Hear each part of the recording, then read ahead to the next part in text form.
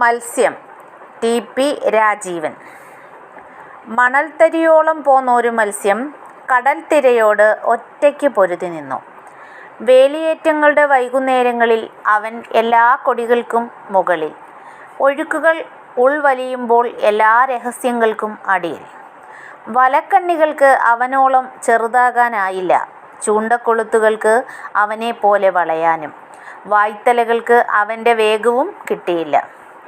അവനെ പരുന്തിൻ കണ്ണുകൾക്ക് കോർത്തെടുക്കാനോ ഉപ്പുവയലുകൾക്ക് ഉണക്കിയെടുക്കാനോ ധ്രുവങ്ങൾക്ക് മരവിപ്പിക്കാനോ കഴിഞ്ഞില്ല. നക്ഷത്രങ്ങളും അവതാരങ്ങളും അവൻ്റെ തലയ്ക്കോ വാലിനോ മുകളിലൂടെ കടന്നുപോയി. അവൻ ഒരു കഥയിലും പിടികൊടുത്തില്ല, ഒരു കണ്ണാടിയിലും കാഴ്ചയായില്ല, ഒരു ചന്തയിലും നാണം കിട്ടില്ല. കടലിൻ്റെ ഭ്രാന്ത് പിടിച്ച രക്തത്തിലൂടെ ചുട്ടുപഴുത്ത സൂചിപ്പൊട്ടുപോലെ ഓടിക്കൊണ്ടിരുന്നു. പിന്നിൽ തന്നെക്കാൾ വേഗത്തിൽ കടൽ ദഹിച്ചു ദഹിച്ചു വരുന്നത് അറിയാതെ. ടി.പി. രാജീവൻ. മത്സ്യം.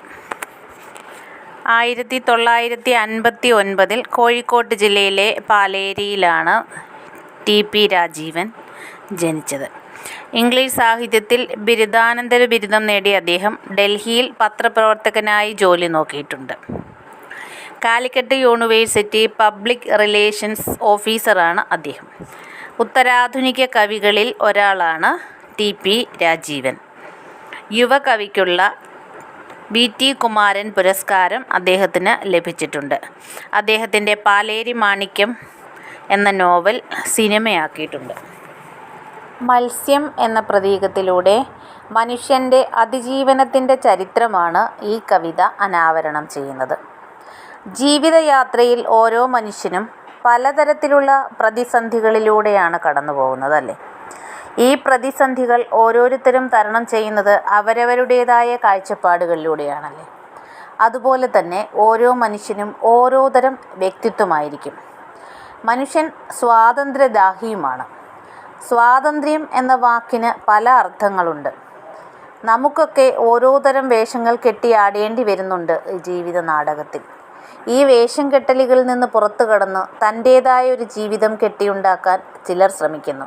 എന്നാൽ ഈ വേഷം കെട്ടലുകളിൽ പൂർണ്ണത കണ്ടെത്തുകയും അത് ഒരു അസ്വാതന്ത്ര്യമായി കാണാതിരിക്കുകയും ചെയ്യുന്നു മറ്റു ചിലർ.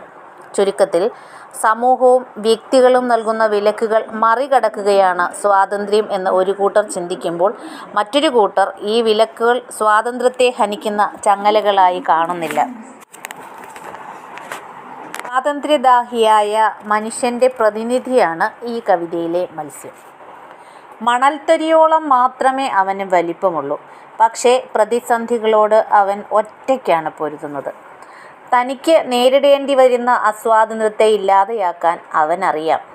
വേലിയേറ്റങ്ങളിൽ എല്ലാ കൊടികൾക്കും മുകളിലും, വേലിയിറക്കങ്ങളിൽ എല്ലാ രഹസ്യങ്ങൾക്കും അടിയിലുമാണ് മത്സ്യം. മനുഷ്യൻ്റെ സാംസ്കാരികമായ ഉയർച്ചയും താഴ്ചയുമാണ് ഈ വരികളിലൂടെ കവി സൂചിപ്പിക്കുന്നത്. സ്ഥാനമാനങ്ങൾ ഉണ്ടാകുമ്പോൾ അതിൽ അവൻ അഭിമാനിക്കുന്നു, എന്നാൽ അത് നഷ്ടപ്പെടുമ്പോൾ അവൻ ഉൾവലിയുകയും ചെയ്യും. മത്സ്യത്തെ വലക്കണ്ണികൾക്ക് കുരുക്കാനാകുന്നില്ല, കാരണം അവൻ വലക്കണ്ണികളേക്കാൾ ചെറുതാണ്. വലക്കണ്ണികൾക്കോ ചൂണ്ടക്കൊളുത്തുകൾക്കോ വായ്ത്തലകൾക്കോ പരുന്തുകൾക്കോ അവനെ പിടിക്കാനാകില്ല. ഉപ്പുവയലുകൾക്ക് ഉണക്കിയെടുക്കാനോ ധ്രുവങ്ങൾക്ക് അവനെ മരവിപ്പിക്കാനോ കഴിയില്ല. അതായത് ഈ സമൂഹത്തിൽ ജീവന് ആപൽക്കരമായി ഉണ്ടായിക്കൊണ്ടിരിക്കുന്ന ഒന്നിനും മനുഷ്യനെ നശിപ്പിക്കാനാകുന്നില്ല എന്നത് തന്നെ. അവയൊക്കെ പ്രതിരോധിച്ചു മുന്നേറുവാനുള്ള ഊർജം അവനുണ്ട്. നക്ഷത്രങ്ങളും അവതാരങ്ങളും അവനെ കണ്ടില്ല. അതുകൊണ്ട് അവൻ ഒരു കഥയിലും ഒരങ്ങാടിയിലും എത്തപ്പെട്ടില്ല. കാരണം അവന് മണൽത്തിരിയോളം മാത്രമേ വലിപ്പമുള്ളൂ. കവികളോ കലാകാരന്മാരോ അതുകൊണ്ട് തന്നെ അവനെ വിറ്റ് കാശാക്കാൻ തുനിഞ്ഞില്ല. പിന്നീട് ഈ മത്സ്യം കടലിലെ ഭ്രാന്ത് പിടിച്ച രക്തത്തിലൂടെ സൂചിപ്പൊട്ടുപോലെ ഒഴുകിക്കൊണ്ടിരിക്കുന്നു. തൻ്റെ പിന്നിൽ കടൽ ദഹിച്ചു ദഹിച്ചു വരുന്നത് അവൻ അറിയുന്നില്ല. ജീവിതത്തെ മുന്നോട്ട് പായിക്കാൻ വെമ്പുന്ന മനുഷ്യൻ പിന്നിൽ നമ്മെ വിഴുങ്ങാൻ തയ്യാറെടുത്തു വരുന്ന മരണം എന്ന സത്യത്തെക്കുറിച്ച് അറിയുന്നില്ല, അല്ലെങ്കിൽ ചിന്തിക്കുന്നില്ല. എത്രയൊക്കെ ചെറുത്തു നിന്നാലും ശരി, ഒടുവിൽ മരണം എന്ന മഹാസത്യത്തെ തോൽപ്പിച്ച് മുന്നേറാൻ ആർക്കും സാധിക്കുകയില്ല. സ്വാതന്ത്ര്യത്തിൽ മതിച്ച് ജീവിതം എത്രയൊക്കെ കൈപ്പിടിയിൽ ഒതുക്കിയാലും ഒരിക്കൽ നാമൊക്കെ ഈ ലോകത്തിൽ നിന്ന് ഇല്ലാതാവുക തന്നെ ചെയ്യും എന്ന് ഈ കവിത നമ്മെ ഓർമ്മപ്പെടുത്തുന്നു. ആസ്വാദനത്തിൻ്റെ പുതിയ തലങ്ങൾ കവിതയിൽ ഉരുത്തിരിഞ്ഞു വരുന്നുണ്ട്. തനിക്ക് നേരെ വരുന്ന പ്രതിരോധത്തെ സാഹസികത കൊണ്ടല്ലാതെ ബുദ്ധി കൊണ്ട് പൊരുതാൻ തന്ത്രങ്ങൾ മെനയാൻ കഴിവുള്ളവനാണ് മനുഷ്യൻ. അവനെ ഒരു കൊടികൾക്കും തുറമുഖങ്ങൾക്കും ഒന്നും തളച്ചിടാനാവുകയില്ല.